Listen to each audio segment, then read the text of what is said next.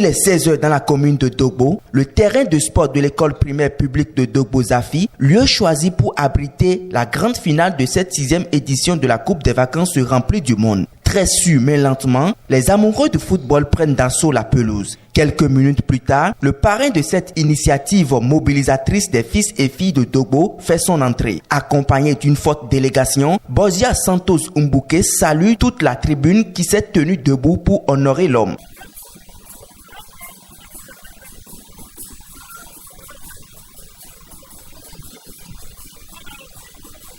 À l'entame, 1 minute de silence a été observée en mémoire des anciennes gloires du football de la commune de Dogbo, dont Martin Umbuke dit Alala et Kwame Passo Ungi Nkpati alias Roi Pelé. Après l'exécution de l'hymne national, place aux différentes allocutions. De l'allocution du président du comité d'organisation, passant par celle du représentant du maire, sans oublier les amis venus pour soutenir l'événement, le message n'a pas changé. Pérenniser cette initiative. Le comité d'organisation, le staff des différentes équipes, les joueurs ainsi que la jeunesse de Dogbo tout entière disent merci. Merci à M. Bozia Santos Umbuke qui en réalité est le parrain de l'événement.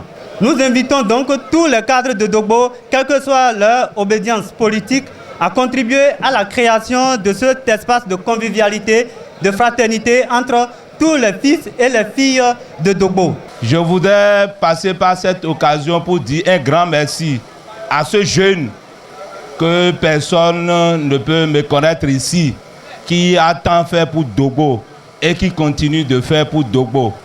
Je voudrais, par le nom du maire de la commune, inviter les bonnes volontés à accompagner cette initiative pour que l'année prochaine, nous ne puissions plus jouer cette finale ici, mais ailleurs sur un terrain bien propre et bien aménagé. Dans son discours mobilisateur, Bozia Santos Umbuke, après avoir donné l'objectif de cette œuvre novatrice, a invité toute la commune de Dogbo à l'unité. Cette rencontre a 3 objectifs. Le premier, c'est de travailler à mettre ensemble les acteurs de Dogbo, fut-il politique ou apolitique. Nous sommes déterminés à mettre tout le monde ensemble. Chacun est libre après nos événements d'aller faire sa politique. Vous allez constater ici, comme je l'ai dit l'année dernière, nous avions les gens de l'USL, nous avions FCBE, nous avions UP, nous avions BR, nous avions Bumba, même si c'était enterré entre-temps, nous pouvons le ressusciter ici. Ça ne dérange absolument personne. Cela voudra simplement dire que notre rencontre n'a aucune couleur politique. Et notre rencontre n'est la chapelle de personne. Quelle que soit l'obédience, nous ne sommes pas là pour quelqu'un. Nous ne sommes pas là pour prêcher au nom de quelqu'un. Nous sommes là pour prêcher au nom du développement de la commune de Dogbo.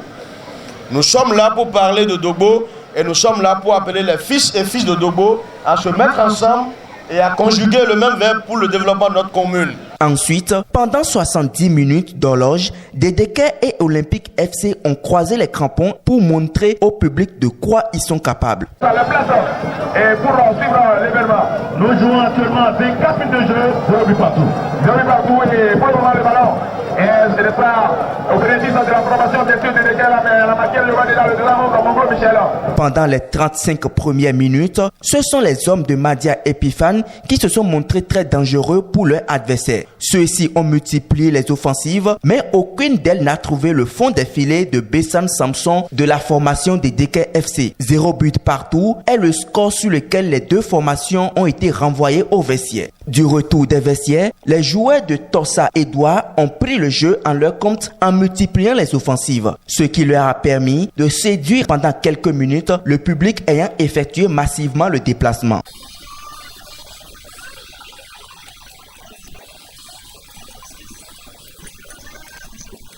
Mais hélas, aucune offensive n'a franchi la ligne des filets de Adjala Julien de Olympique FC. Au terme de 70 minutes de jeu, les deux formations n'ont pas parvenu à se départager. Ounon Désiré, arbitre et juge du match, les renvoie donc à la phase fatidique des tirs au but. C'est donc à ce niveau que Olympique FC va tenir en échec DDK FC par un score de 2 buts à 0. Un score qui a mis un thème à cette 6e édition de la Coupe des vacances. Après l'effort, le réconfort, dit-on, à la phase de récompense, l'équipe championne part avec le grand trophée, un jeu de maillot et un ballon et une enveloppe de 70 000 francs CFA. DDK FC, vice-championne, va rentrer avec un trophée aussi, un jeu de maillot et une enveloppe de 50 000 francs CFA. Bulldozer FC, venu 3e de cette compétition, n'est pas rentré les mains vides. Il part aussi avec un trophée, un jeu de maillot et une enveloppe de 40 000 francs CFA. Fancommun FC, 4e de cette compétition, entre aussi dans le cercle des équipes récompensées avec un trophée, un jeu de maillot et une enveloppe de 30 000 francs CFA. Satisfait de leur performance sur l'heure de jeu, l'équipe championne par la voix de son capitaine exprime sa joie. Nous sommes vraiment contents. On attendait